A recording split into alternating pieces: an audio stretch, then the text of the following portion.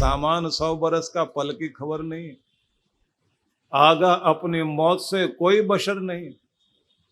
खबरदार नहीं है आदमी कि जाना भी पड़ेगा। तो इसलिए आप सबसे ये कहना चाहता हूं कि हम लोग अपने जीवन की वो कीमती बनाना चाहते हैं तो थोड़ा खुद के लिए समय निकालें और अकेले बैठा करें। महान पुरुष लोग जो आपको बुलाते हैं ना कि आप आओ, थोड़ी देर एकांत में बैठो, खुद के बारे में बातचीत करो, तो समय निकालना चाहिए। जब कभी आपको जब तब के लिए बुलाते हैं ना, मनाली बुलाएं, हिमाचल बुलाएं, वहां थोड़ा मुश्किल पड़ता है, सबको दूर पड़ता है। अब पंजाब वालों के लिए तो दूर नहीं है भाई। असल में तो श्रद्धा कभी दूरी रहने नहीं देती। श्रद्धा हो तो आपको कहीं भी ले जाएगी, और श्रद्धा कमजोर श्रद्धा है फिर नहीं जा पाओगे, आप दूर तक नहीं जा पाओगे। जब ऋषिकेश बुलाते हैं तो वहां आ जाते हैं आसानी से। हाँ नहीं ठीक है, डुबकी लगाएंगे गंगा में, गंगा के तट के पर बैठेंगे, थोड़ी साधना करेंगे, कोई थोड़ा मंत्र जाप कर लेंगे। इतनी दूर तो पहाड़ों में चढ़ के जाना पड़ेगा। वहां भी हमको एक दिन रखना पड़ता है बर्फ में फिसलने के लिए। थोड़ा इनको छोड़ेंगे, जाएंगे, बर्फ बर्फ देख के आएंगे। क्योंकि आदमी सोचता थोड़ी साधना भी कर ले, थोड़ी पिकनिक भी हो जाए,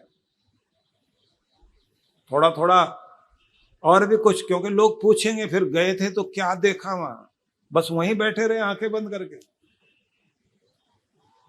कुछ बर्फ में भी होके आना चाहिए था। जब आदमी कहता बर्फ में गए, यहाँ फिसले, यहाँ देखा, यहाँ नदी किनारे खड़े, यहाँ पानी में पांव डुबोए, यहाँ फोटो खिंचवाया। क्योंकि हम ज्यादातर दूसरों की राय से हमेशा अपने को तोलते रहते हैं, हमारे बारे में कोई क्या कहता है। गुरुजीएफ एक बहुत अच्छे चिंतक हुए हैं और मेडिटेशन पर बड़ा काम किया उन्होंने। तो वो एक विधि कराया करते थे कि 50 से लेके 30 आदमी एक हॉल में रखकर वहीं सोना जागना रहना व्यवस्था बनाते थे, और कहते थे ऐसे रहो जैसे अकेले हो कमरे में। क्योंकि तुम्हारी आदत पड़ गई है हर समय दूसरों की परवाह करने की। दूसरा क्या कहेगा, दूसरा क्या कहेगा, दूसरा क्या कहेगा। इसलिए आप आराम से चैन से बैठ भी नहीं सकते, देखेगा तो क्या कहेगा। और जब अकेले बैठे होते हैं तब आपकी शक्ल देखने लायक होती है, तब आप क्या रूप लेकर बैठे होते हैं। लेकिन मजा आपको उसी में आता है, ये भी मजे की बात है, क्योंकि तब आप फ्री होते हैं। गुरुजीएफ कहता था कि तुम्हें फ्री करना बहुत जरूरी है, स्वतंत्र करना बहुत जरूरी है। क्योंकि हर पल ये कोई कुछ ना बोल दे, वो कोई कुछ ना बोल दे, हम दूसरों की राय में ज्यादा जीने लग गए।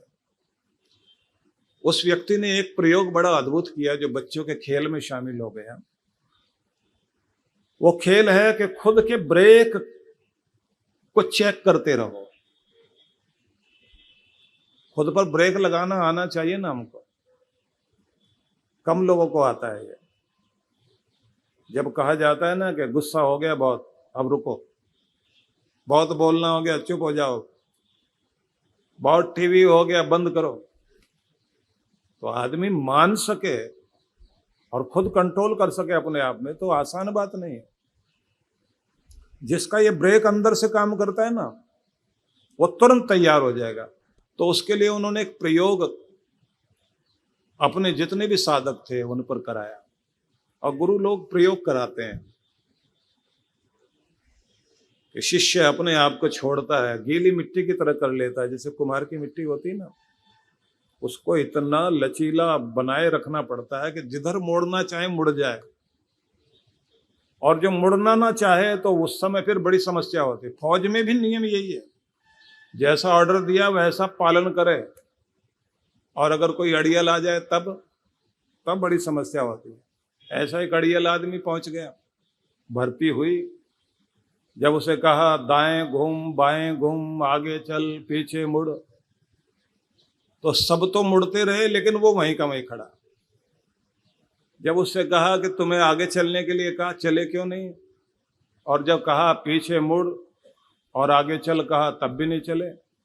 बोले जब घूम फिर के वहीं आना था तो फिर चलने का फायदा क्या था, इसलिए हम नहीं चले। उसको जितना समझाएं वो उससे ज्यादा सवाल करे। आखिर में कमांडर ने कहा इस आदमी को यहां से हटाओ, मैस में ड्यूटी लगाओ। मैस में लेकर गए, उससे कहा कि यहाँ बैठो। बोले यहाँ क्या करना है? बोले मटर छीलना है। अब मटर छीलने के लिए बैठाया गया तो उससे कहा गया कि मटर जो है मोटे दाने जो है इस बर्तन में रखना, छोटे वाले दाने इधर रखना। 2 घंटे बाद आके देखा वो ऐसे बैठा हुआ चुपचाप। पूछा तुमने कुछ किया क्यों नहीं? बोले आपका ऑर्डर ही गलत था। आपने ये तो कह दिया मोटे वाले इधर रखना, पतले वाले इधर रखना, बीच के किधर रखना वो तो बताया नहीं। अब उसके बाद कितना माथा पीटा होगा उस आदमी ने कि इसका कुछ नहीं हो सकता। शिष्य के लिए ये बड़ा जरूरी होता है कि आदेश पर उतना लचीला हो सके, उसके साथ प्रयोग किया जा सके। गुरुदेव ने ये प्रयोग किए। उसने कह दिया कि सारा दिन अपना काम करते रहो जो विधियां बताई गई है, लेकिन जिस समय मेरी आवाज आएगी और मैं कहूंगा स्टैचू, उस समय मूर्ति बन जाना। उस समय ऐसा होना कि अगर चल रहे हो तो एक पांव अगर उठाया हुआ है, एक पांव जमीन पर, तो वैसे ही खड़े हो जाना। अगर खा रहे हो तो हाथ जो मुंह की तरफ आया है, हाथ वहीं रुक जाना चाहिए। और अगर तुम नाच रहे हो तो तुम्हारी गति वहीं रुक जाए, वैसे के वैसे हो जाओ। और सावधान की मुद्रा में नहीं होना, मूर्ति बन जाना। ये प्रयोग उनका अद्भुत था। जैसे वो रिलैक्स बोलते थे तो वैसे आदमी जाकर, और फिर ये भी कि इतनी देर तक ये नहीं सोचना कि रिलैक्स कब बोलेंगे। तुम्हें ये सोचना ही नहीं, तुम तो मूर्ति बन गए तो बन गए। क्योंकि शरीर ही मूर्ति नहीं बनना चाहिए, तुम्हारा मन भी मूर्ति बन जाए, उसी में ठहर जाओ, जड़ बन जाओ, पत्थर की मूर्त। ध्यान में भी कराते हैं ना, पूजा करते समय भी कहते हैं शरीर का ध्यान ना रहे, ना हिलो ना डुलो, पत्थर की मूर्त बन के बैठो थोड़ी देर। इतने शांत, इतने स्थिर कि तुम्हारी चेतना रीढ़ से होती हुई सिर तक और सिर से होते तक ब्रह्मांड तक जाए और वहां संपर्क जुड़ जाए तुम्हारा, और मस्तिष्क बिल्कुल शांत, चेहरा मुस्कान से भरा हुआ। अपने अंदर की शांति को चारों तरफ बिखेरो और फिर ब्रह्मांड से आती हुई शांति तुम्हारे चारों तरफ के ओरा के साथ जुड़ेगी, उस घेरे से जुड़ जाएगी। फिर उस शांति को अंदर खींचो, अनुभव करो कि मैं और शांत और शांत और शांत होता जा रहा हूं। जब बिल्कुल आप शांत अवस्था में पहुंच जाएं तो बस वहीं अनुभव करोगे कि प्यारे का दर दूर नहीं है, निकटता अनुभव होने लग जाएगी। जब तक आपके अंदर ये चंचलता चल रही है आप भगवान से दूर हैं। जैसे ये चंचलता खत्म होती है तो लगता है कि उसका दर दूर नहीं है। गाने को गाते हो ना, बड़ी दूर नगरी या नील गगन से भी परे सैया जी का गांव, सारे आसमानों के पार है उसका गांव। तो कोई दूरी दूरी नहीं रहेगी जब आप अपने ध्यान में शांत स्थिर होकर बैठोगे। लेकिन उसकी विधि है कि आप खुद पर कंट्रोल करने के लिए सारा दिन में जब अकेले होते हैं ना, काम करते करते एकाएक खुद को स्टैचू बोल दिया करो और देखो कि आप कितनी देर तक स्टैचू बन के खड़े हो सकते हैं, बैठ सकते हैं। पता लगेगा कि आपका अपने ऊपर कितना कंट्रोल है। और जिसकी ये नियंत्रण वाली शक्ति खुद के प्रति मजबूत होती है वो उतना ही शक्तिशाली माना जाता है। उसको दुनिया में कोई हिला नहीं सकता। वो दुनिया को हिला सकता है, उसे दुनिया नहीं हिला सकती। अपने आप को इतना मजबूत करना जरूरी है।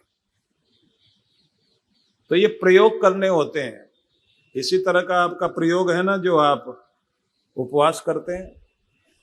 व्रत जो है वो भी तो पता लगता है ना कि आप अपने स्वाद को जीतने में कितने सक्षम हैं।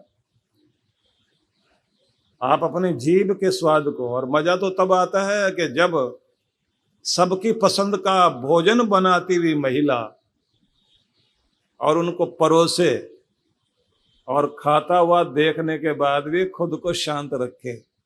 महिलाओं में तो ये अद्भुत नियंत्रण होता है।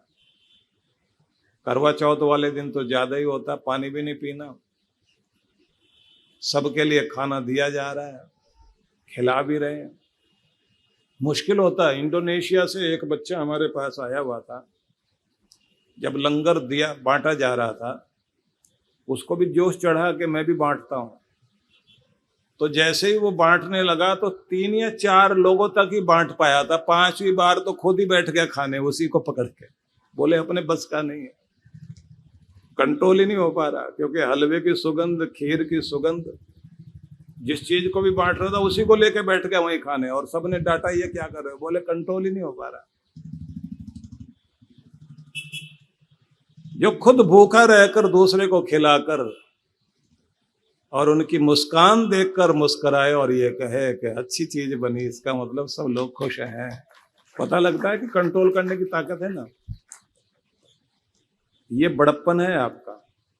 जैसे बड़े हो जाते हो ना, पता लगता है कि आप, बच्चे को तो भूख बर्दाश्त नहीं होती, चीज को देखे किसी को तुरंत लालच में आ जाता है। लेकिन जब आपके बच्चे होते हैं और आप घर में आते हैं और खाना दिया जाए आपको, तो आप पूछते हैं ना बच्चों ने खा लिया या नहीं। बड़े बुजुर्ग हों तो आप उनके लिए पूछते हैं उन्होंने ले लिया भोजन। और उससे भी ज्यादा देखिए कि सबको खिलाकर गृहिणी फिर बेचारी खाने बैठती है। ये नियंत्रण, ये बड़प्पन है आपका। आप उतने ही बड़े हैं जितना कंट्रोल आपका बड़ा है, बस ये ध्यान रख लीजिए। इसलिए अपने कंट्रोल को जितना बड़ा बनाओगे उतना ही कद आपका ऊंचा हो जाएगा, उतने ही बड़े इंसान कहलाओगे। ये नियम है। जिस दुकान पर 4 ग्राहक खड़े होते हैं 8 और आते हैं, और जो बैठा खुद ही बेचारा मक्खियां हटाने के लिए पंखा जल रहा हो, कोई आके झांक भी ले तो भी सोचता है यहाँ कोई है नहीं, यहां से आगे चलते हैं। इसलिए लोग तो नकली ग्राहक खड़े कर लेते हैं कि किसी तरह लोग आए। जब आप कहोगे थोड़ा है, थोड़े की जरूरत है तो मिलेगा, और आप कहोगे कुछ है ही नहीं, कोई नहीं देगा।